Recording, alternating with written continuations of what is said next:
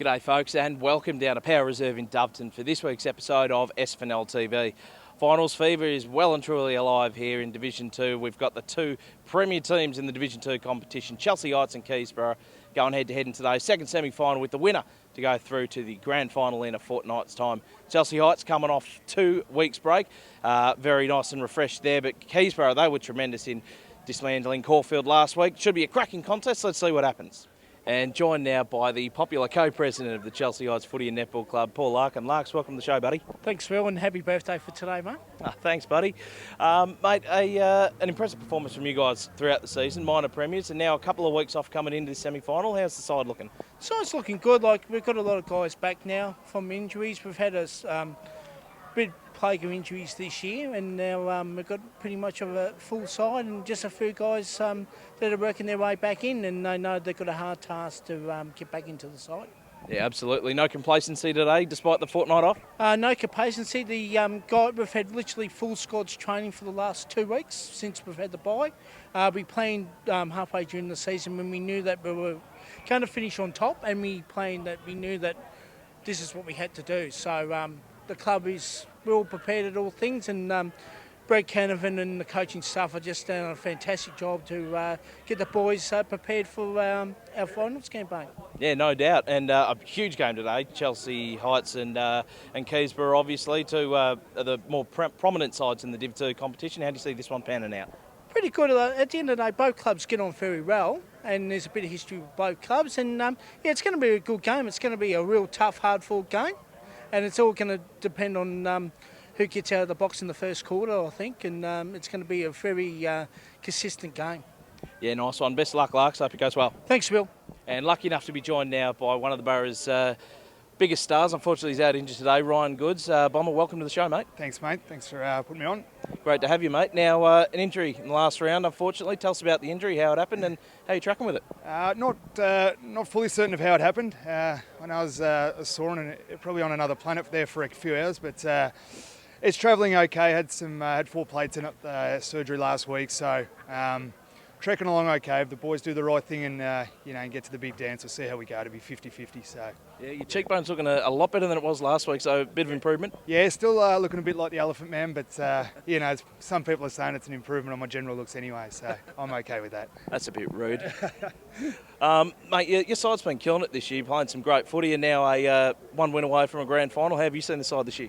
Yeah, look, I think we've been good in patches. I think our last 6 weeks have been fantastic. I think we're really starting to play the way Crowie wants us to play, which takes time, new coach, so I think we're coming good at the right end of the year, but we're still 2 wins away from where we want to be. So we can't get ahead of ourselves. We can't get complacent. I think the group's in a good headspace as well. So from the outside looking in, as I have done for the last 2 weeks, I'm really happy with where the boys are at, and I know Crowie is too. Yeah, nice one. And Bomber Bear back in the side. Chris Bryan, big inclusion. Yeah. Well, last week, you think it'd be a massive hole, but I think the boys really rallied around each other. With Chris obviously being our prolific goal kicker that he's been, you think it's going to be a big hole. But the boys, I don't know, they lifted a cog. I think they all lifted that 5% each and sort of made up for his absence. But and last week, that's sort of what made last week such a good victory. So it's great to have him back, but I was really impressed with the way the boys went without him last week.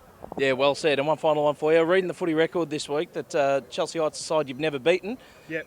Is that record getting broken today, and how are you going to do it? Oh, look, I certainly hope so. Well, they're a fantastic team. I think we're in a much better mind space now than we were when we faced them earlier in the year. And then again, we just watched the last quarter of last time we played them then, and we made a lot of bad mistakes. Only lost by a couple of goals. So if we can limit our mistakes, limit the spots we go to, make sure we go to the right spots, I think we'll give them a good shake today. Yeah, fantastic. Good luck to the Burras, and hopefully you have a speedy recovery. We'll see you back out there. Thanks for having me on, mate. Appreciate it.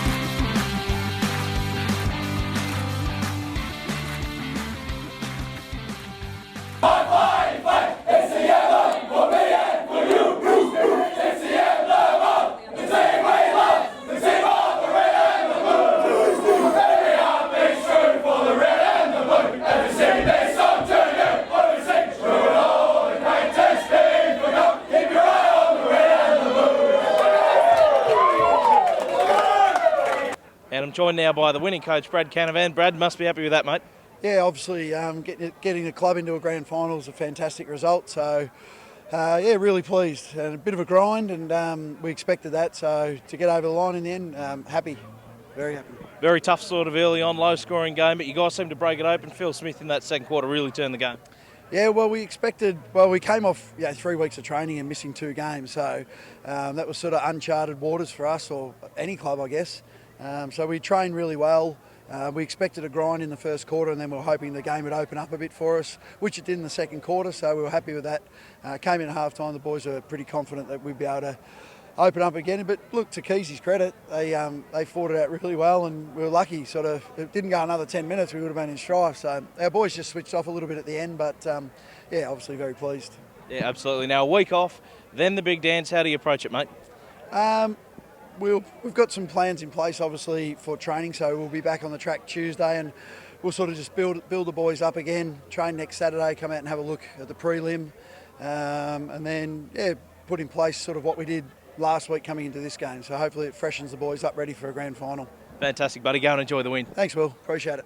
And I've got with me now our Black Chrome Sportswear Player of the Day, Jesse Odell. Jesse, there's a little present for you from Black Chrome Sportswear. Well done, mate. Well done, mate. Congratulations. Cheers. Thanks. It's pretty surreal feeling finally. I've never played in a grand final before, so I'm just recover right, and hopefully we can get the chocolates on the day. A Chelsea boy, and you moved across the start of last year, I believe. Tell us about how you came across.